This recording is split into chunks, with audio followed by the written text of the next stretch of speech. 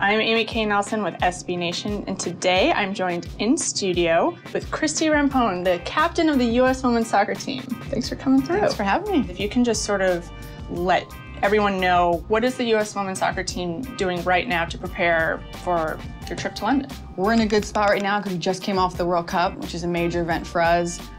Have a little momentum going in because we lost. You know, we got to the final, we just didn't finish it off. So I think in the back of our heads, we remember that and, you know, starting to stay focused. Your eyes just got really big when you talked about losing and that loss. I can see it. Yes, that one hits home for sure.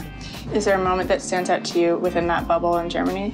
Yeah, it was, you know, for me as the leader, you know, I had to kind of grab the team together, and after we lost, before the presentation, they wanted the team to line up and have Japan walk through us. And at first it was like, I knew it was not something that any athlete wants to do, is, you know, to basically thank the team by cheering them on as they just beat you, but it was something that we respected, you know, the rules and, you know, what the World Cup and, you know, their committee wanted us to do. Let's graciously give them, you know, the celebration they deserve. And then it was in the locker room after that. And what happened there? It just, you know, tears, frustration, you know, you're almost there, you feel that emotion. You break down in front of each other, you see each other's weaknesses, and then you grow from there. How many Olympics have you participated in? This will be my fourth. This will be your fourth? Yes. Would love if you could just kind of quickly tell us what each one is. Sydney 2000, first Olympics. Unbelievable. I was that young kid with eyes wide open. Then we go to Athens in 2004. Awesome tournament in Greece.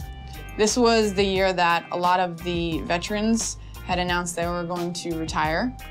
So this was, you know, do it for them, everything we can to make sure that they go out on top, especially what they paid for the, you know, for women's soccer and just women's sports in general. Beijing 2008 was an amazing year for me because I was captaining this team. This one was fun, but all special in their own way. I'm looking forward to hopefully coming home with another one. A few years ago, you were a part of a women's league where you had to take over as coach, and it was, and the team was struggling, and then you wound up winning the title.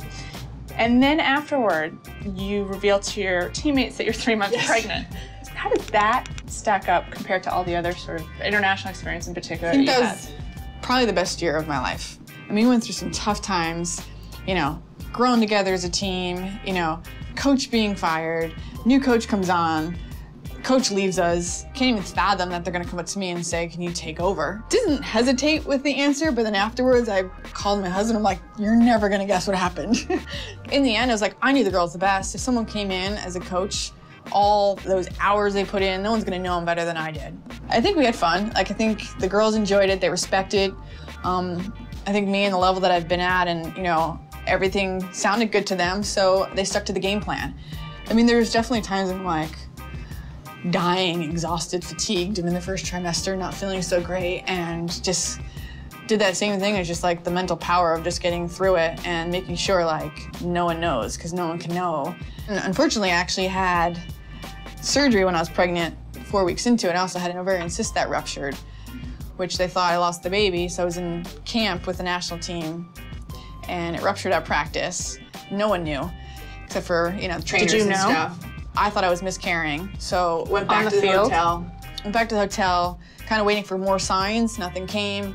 Passed out in the bathroom. Went to the hospital. Ended up having surgery, and I came back from that, and that's when they told me I was coach. So I was recovering for my 10 days, and it was my first time back on the field, and I was like, I'm player coach, so I have to get myself fit. No one can know that, like, this is going on. It was just a cyst that ruptured. You knew that you had a ruptured. Yeah, and then of course everyone's like, well, ruptured cysts come when you're pregnant. You know, everyone's like, are you pregnant? I'm like, no, it's just, you know, runs in the family, kind of just smooth things over quickly, didn't answer, didn't go into, you know, too many details, and just went with it. I only had one scary moment in the finals when I fell on the ball on my stomach, because I just like hit it hard. I was like, oh, that didn't feel good, but I had to get up and keep playing, you know? But everything worked out, and, you know, she came out healthy, and, you know, so couldn't be happier. You also have Lyme disease? Yes. I was diagnosed like a year and a half ago. I'm working through it and still just continue to get tested and, you know, making sure it doesn't come out and active by all the stress, because the stress makes it worse. Right. So I try to, as much as, you know, being a captain, being a mom, running around the world, I try to keep my stress level down as much as I can. When you're a mom, it's obviously a whole new threshold of responsibility. You're caring for someone else in this world.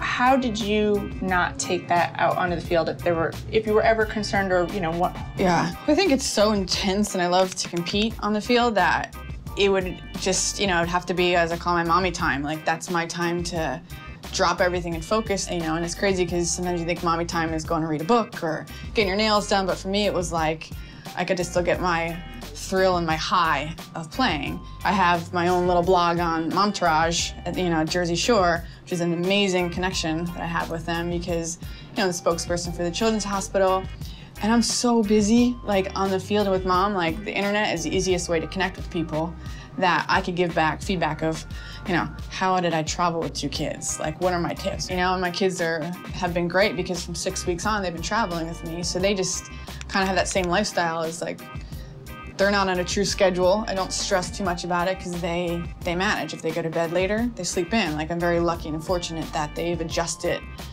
to the tough schedule and the tough travel. Riley's almost through her 2nd passport now. Oh my gosh. That's amazing. Yeah, she's been around the world, but I'm jealous. She's a lot more independent and outspoken than Mommy was at her age. I would think. Yes. So Mother's Day is this weekend, and I know you have a partnership with a local hospital. Just tell us a little bit more about that. I'm the spokesperson for the Children's Hospital at Jersey Shore University Medical Center. It's a great partnership because I'm able to kind of reach out to the kids, give back. I am a role model, and it's part of the job that I really love and looking forward to, later on in my career when I can spend a lot more time, but I definitely enjoy it. I had 2 healthy kids at Jersey Shore. It inspired me to be able to give back, and the care that I got there was absolutely amazing, and so I love the connection that we have.